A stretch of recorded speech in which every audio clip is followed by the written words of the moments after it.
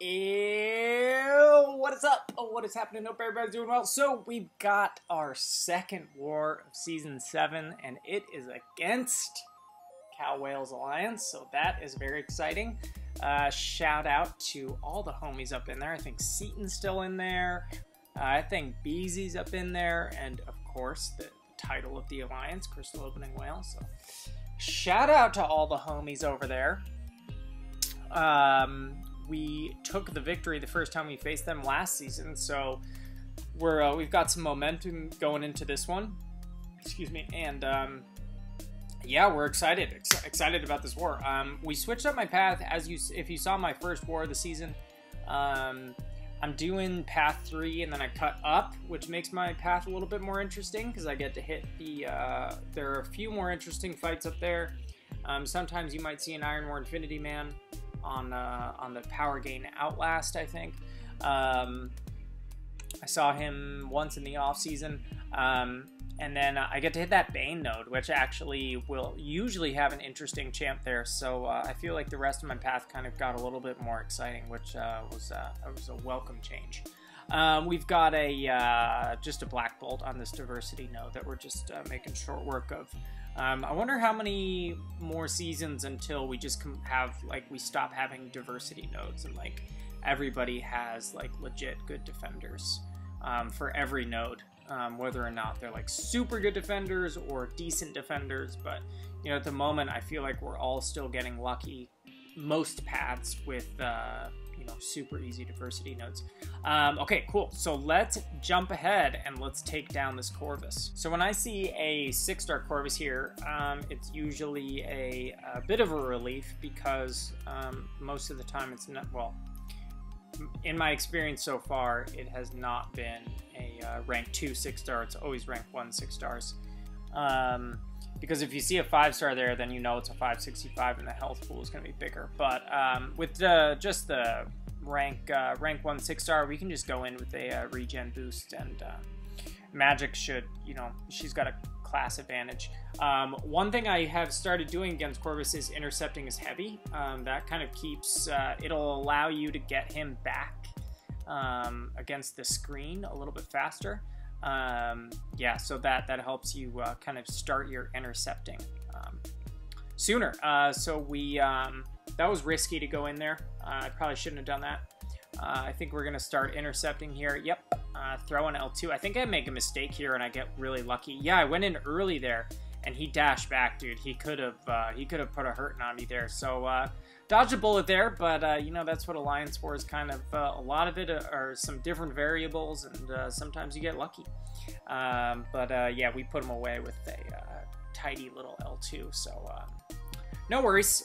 Okay, cool. Let's jump ahead. We've got a 5-star Mystic dupe, and immediately I see the persistent charges, and because there are 3 persistent charges, you know it's going to be Mephisto.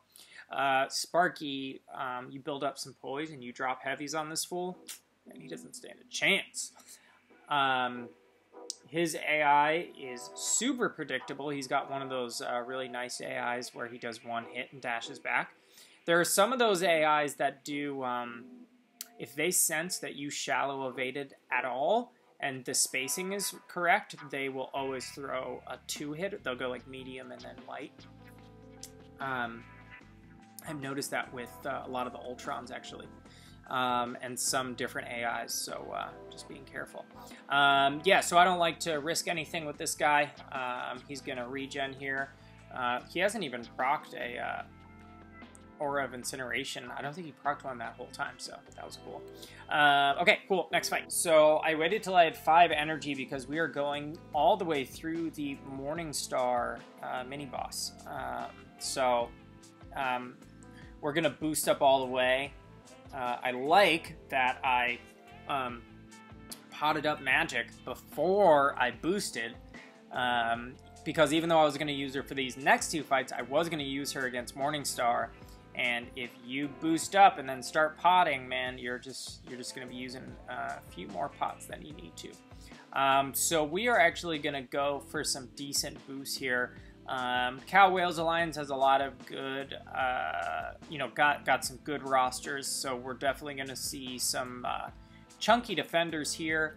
I saw that there's a science on Bane, and that could be a void.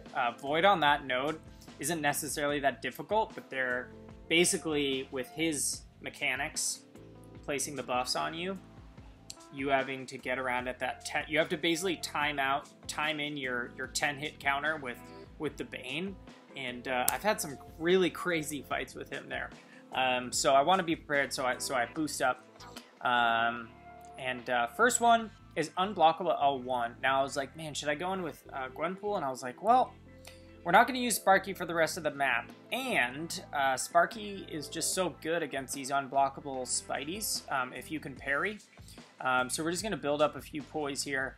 And the nice thing about being able to parry infinite parries on this node is I can just toss heavies and basically be taking 5-hit combos worth of damage in one hit, and then he gains, you know, fewer power as a result. I think we just need one more. Oh, 1%. Wow, amazing. He goes down.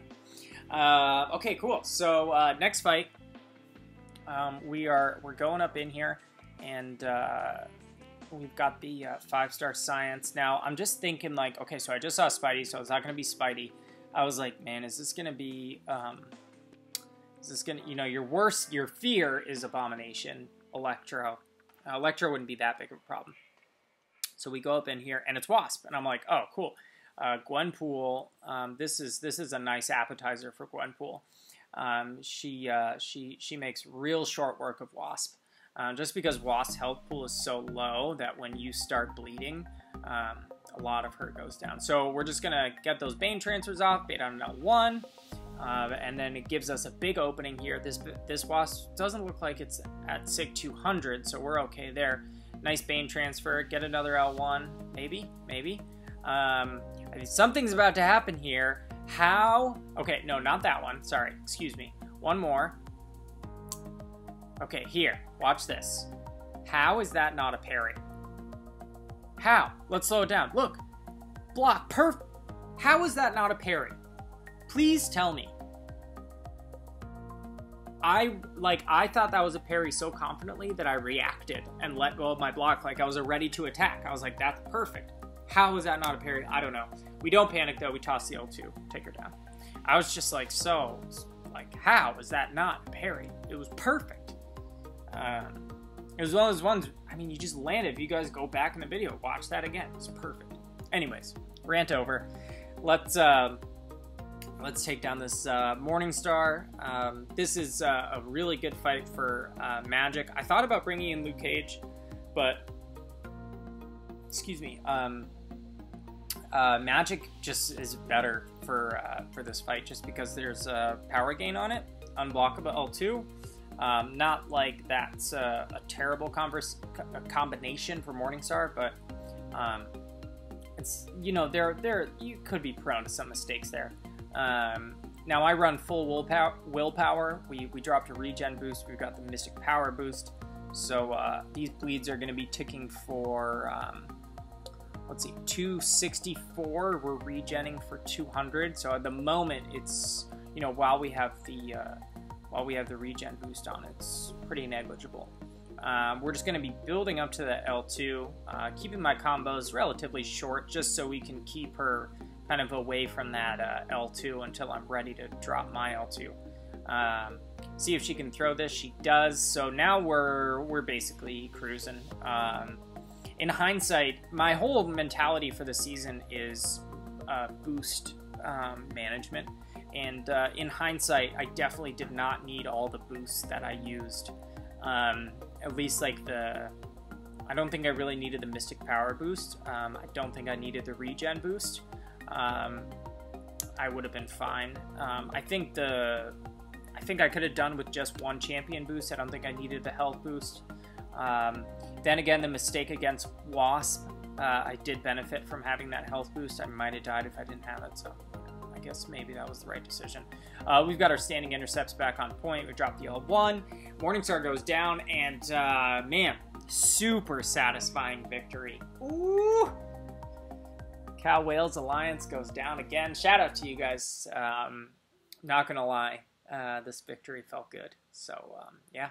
All right, guys. Well, I hope you guys enjoyed the war, and hope your wars have been going well so far. I look forward to war number 3, and I look forward to recording that video for you guys. All right, guys. Check you guys later.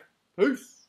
Oh my God. Hi guys, don't forget to subscribe and hit the like button.